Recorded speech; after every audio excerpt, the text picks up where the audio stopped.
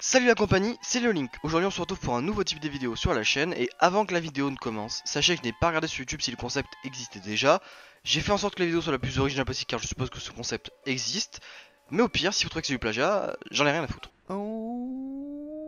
Donc cette vidéo est ce que j'appelle un MAV, donc manga à voir. Et oui, ce serait plus logique de dire AV pour animé à voir. Mais c'est pas toi qui décide.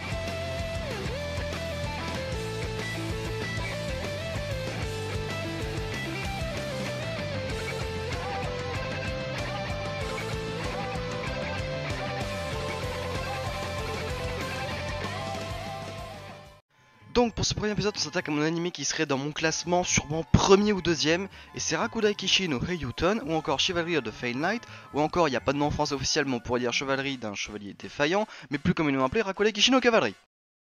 Donc, Rakudai Kishi no Cavalry est à la base un light novel écrit par Riku Misola et dessiné par Won, et qui a eu droit à une adaptation manga quasiment un an après la parution du premier tome, en juillet 2013, et enfin une adaptation animée du 3 octobre 2015 au 19 décembre 2015, donc une série de 12 épisodes. Donc pour ce premier épisode de cette série, nous ne parlerons uniquement que de l'animé car je n'ai ni lu une light novel, ni le manga.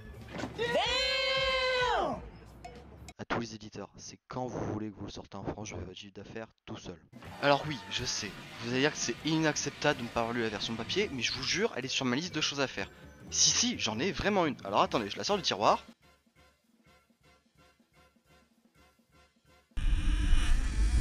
Voilà, elle est là. Étalon du cul. Donc, tout commence dans une académie où les élèves sont classés selon un rang de A à F. Le personnage principal est donc Kurogane Ikki, qui est littéralement l'élève le plus faible de toute l'académie.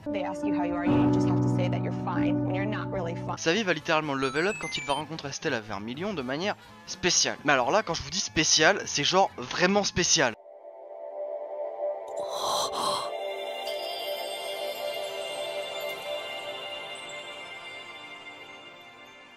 Non mais vraiment, personne raconte des gens comme ça. L'histoire va donc se dérouler lors du tournoi interne de l'académie qui va permettre de sélectionner ses représentants pour un tournoi international, sachant que cette académie se trouve au Japon.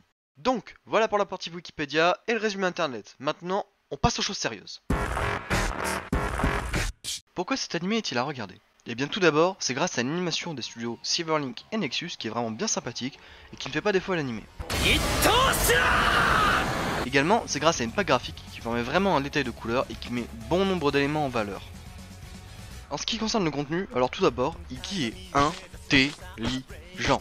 Pas comme la plupart des personnages de manga de shonen que je ne citerai pas. En fait si, je vais le faire. Ikki possède des valeurs nobles qui sauront vous toucher et vous émouvoir au vu de son histoire. Ensuite, en ce qui concerne Stella, tout comme Ikki, elle n'est pas le personnage féminin faible des shonen. Au contraire, elle est utile. Pas comme toi. Elle sait se battre, elle sait réfléchir et arrive également à être mignonne, touchante, adorable et en plus sexy. Et surtout, elle joue au jeu. C'est une gameuse les gars, c'est vraiment la femme parfaite. Ah merde, elle a 15 ans. Ah, c'est vraiment légal les femmes comme ça? Mon ami, selon la loi de l'animé, tout est légal. L'animé étant sorti en 2015 et vu la date actuelle, elle a maintenant 19 ans. Ok, merci, mais t'es sûr de ça? Mec, je sors avec une gamine de 16 ans, alors j'en ai plus de 3000, alors te pose pas de questions. Ok, ce qui veut dire... Charlie. Donc, sans transition, passons aux autres personnages. Pour les autres personnages, même s'ils ne sont que trop peu développés à mon goût, certains restent intéressants, voire très intéressants. Comme par exemple Alice, qui malgré ses fréquentes apparitions, n'est quasiment pas, voire absolument pas développée. Ensuite, Saikyo Nene, qui est quand même appelée Princesse Démon tout de même, n'est pas du tout développée. Ensuite, il y a Kurashiki Kurodo, qui lui, même s'il est un peu plus développé que les deux derniers personnages, notamment grâce à son lien avec Ikki au cours de l'histoire, restera assez mystérieux, notamment avec une scène lors du dernier épisode. Sinon, en ce qui concerne les personnages, sachez que elle et Saikyo ont été entraînés par le même mec, lui là, le vieux, surnommé quand même Dieu du combat. Y'a rien qui vous choque? Et malgré le peu d'apparitions de Saikyo, pensez-vous réellement qu'avec ça, c'est un personnage inutile?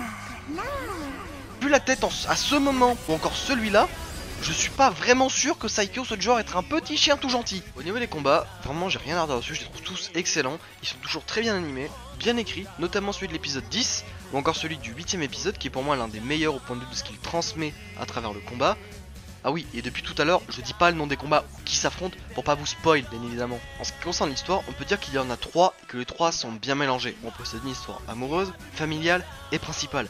l'histoire de manière à soit en mettre une en avant sans bloquer les deux autres, comme par exemple l'épisode 5, ou encore les deux derniers épisodes qui permettent de faire un mixte de ces trois histoires et d'en faire un putain de bon mélange. Notre histoire ne se perd pas en chemin, l'objectif fixé à l'épisode 1 reste le même à l'épisode 12, l'anime ne fait pas défaut à son histoire.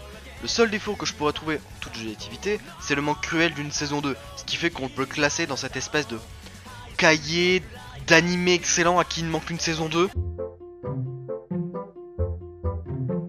Et voilà, c'est tout pour aujourd'hui. Avant de nous quitter, n'hésitez pas mesdames et messieurs à aller dans la description voir un petit texte complémentaire sur la réalisation de la vidéo.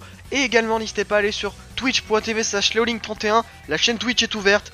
N'hésitez pas à vous abonner, à partager, à liker la vidéo et à follow la chaîne Twitch. Mesdames et messieurs, salut la compagnie!